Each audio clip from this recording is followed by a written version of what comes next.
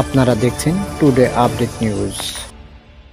একটা দেশ থেকে লাখেরও বেশি মানুষ নিখোঁজ, যারা স্রেফ হাওয়া হয়ে গেছেন, যাদের সন্ধান মিলছে না বিগত বহু বছর ধরে। একজন দুজন নয়, একে একে নিখোঁজ হয়েছেন অন্তত 1,30,000 মানুষ। ভয়াবহ এই মানবিক সংকটের ঘটনা ঘটেছে লাতিন আমেরিকার দেশ মেক্সিকোতে।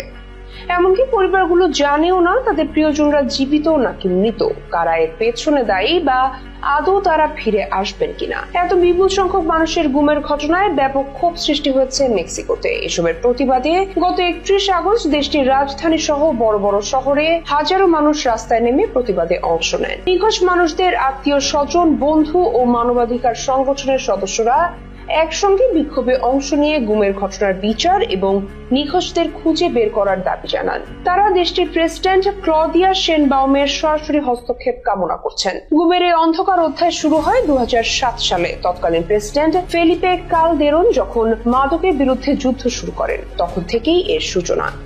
তারপর থেকে অন্তত 1,30,000 মানুষ নিখোঁজ হয়েছেন। অনেককে জোরপূর্বক মাদক চক্রে টেনে নেওয়া হয়েছে, কেউ বা গুম হয়েছেন মাদক চোরাকারবার প্রতিরোধ করতে গিয়ে।